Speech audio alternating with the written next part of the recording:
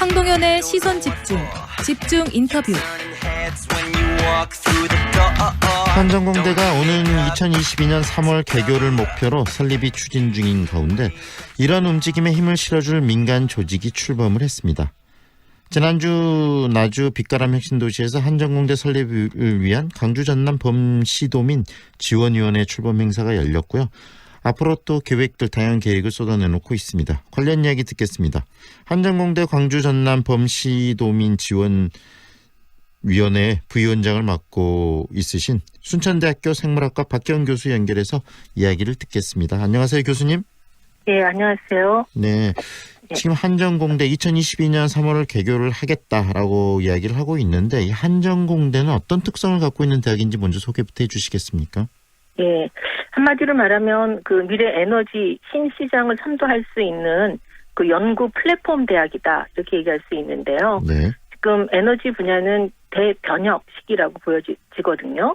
그러면 에너지 관련된 기술 혁신하고 또 전문 인력을 양성하는 그런 중추적 역할을 할 대학일 것 같습니다. 네. 설립 계획과 규모는 좀 어떤 정도 크기로 이야기가 되고 있는 거죠? 예, 아직 뭐 가칭이긴 한데요. 한전공대를 이렇게 지칭 명칭을 하고 있고요. 전남 나주시의 그 빛가람동에 세워지고요. 아까 말씀하셨듯이 개교는 22년 3월이고요. 네.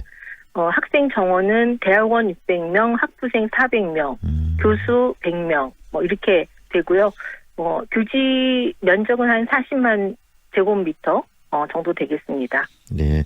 현재까지 2022년 3월이면 굉장히 좀 급하게 빨리빨리 추진이 되고 움직여야 되는데 현재까지 상황은 어떻습니까?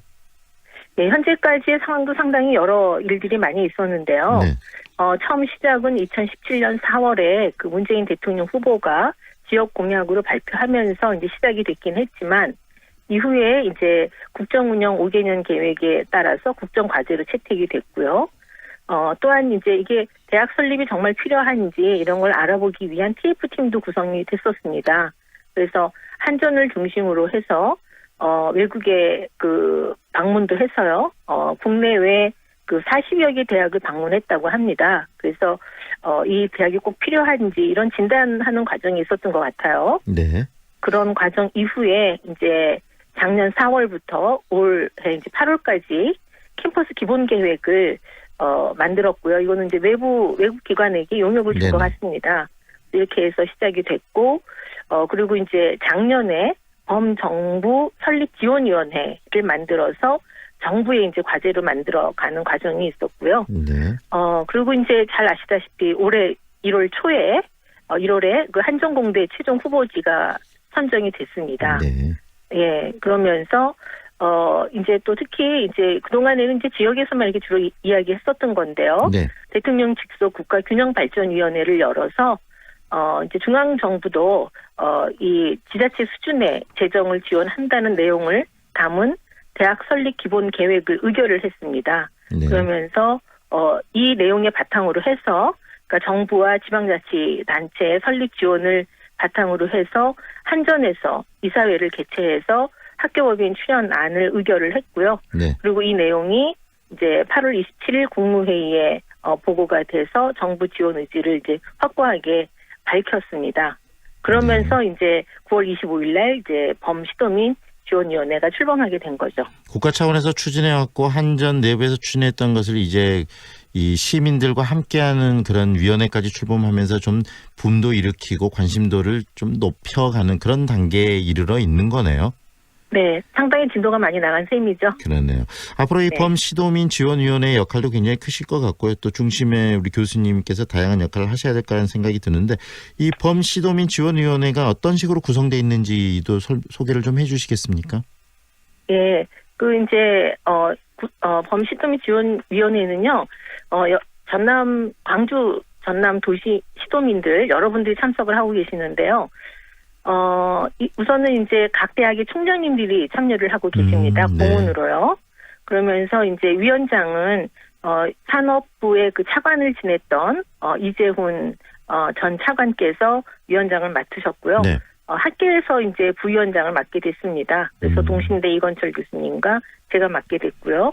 그 외에 이제 여러분들이 이제 참여하시는데 에너지 기업 하시는 분들 또 에너지 연구자, 시민 등 지역 나주 시민 등 포함한 여러 시민들이 참여를 하셔서 전체적으로 한 80여 명으로 구성돼 있습니다. 네, 앞으로 역할 굉장히 중요하실 것 같아요. 이 범시도민 지원위원회 앞으로 어떤 역할을 하실 계획이신 거죠?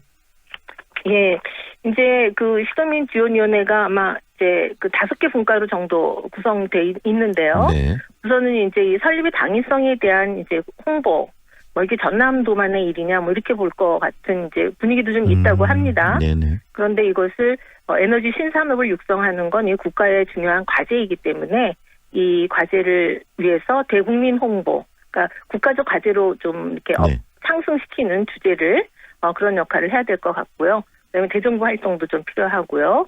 그리고 또한 이제 광주 전남의 대학 간 공동 연구나 협력, 뭐 상생 발전 이런 역할이 좀 필요한 것 같다고 보여집니다. 네. 그리고 두 번째로는요, 이 대학이 빨리 성장하려고 하면 연구력이 굉장히 중요하잖아요. 근데 최근에 연구력은 그 연구 시설에 많이 비례합니다. 그래서 세계적인 연구 시설을 유치해서 이 대형 연구 시설 같은 것을 갖춰야 되는데 이런 것을 위해서 국가 정책이 반영하는 것 이런 것도 필요하다고 보여집니다. 네. 그리고 앞으로, 또한 네네.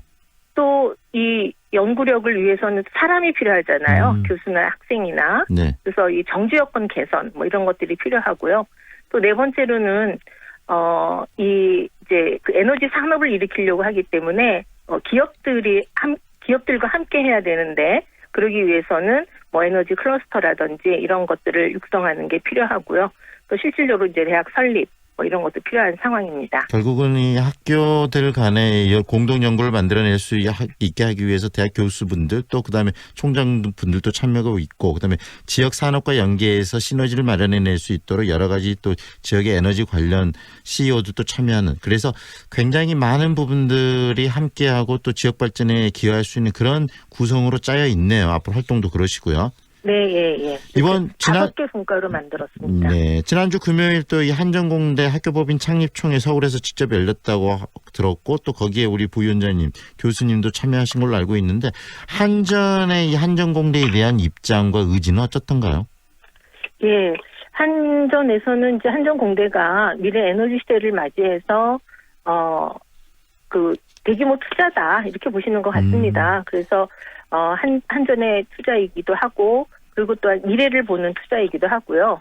그리고 또한 특히 이제 그 블루 이코노미의 시작, 뭐 블루 에너지의 출발을 슬로건으로 내걸었거든요. 네. 그만큼 한전에서는 이 그 한전공대가 에너지 신산업을 확보하기 위한 노력으로 받아들여지고요. 네. 그리고 특히 이제 세계 최고 수준으로 한전의 에너지 신산업을 육성하기 위해서는 정말 신기술이 필요한데 최근에 이 에너지 관련된 전력 관련된 기술들이 상당히 변하고 있습니다. 뭐 스마트 그리드라든지 뭐 여러 송전 방법 등 다양한 것들이요. 네. 그래서 이 ICT와 결합해서 이 전력이 많이 바뀌고 있기 때문에 이런 것을 위해서 최고 수준의 연구력을 개발하고 인재를 육성하는 그런 대학으로 발전하기 위한 그런 포부를 갖고 있는 것 같습니다. 네, 강력한 의지가 한전 내부에서도 있다는 말씀으로 들리네요. 네, 강력한 의지를 느꼈습니다. 저희 회의에 가서. 네.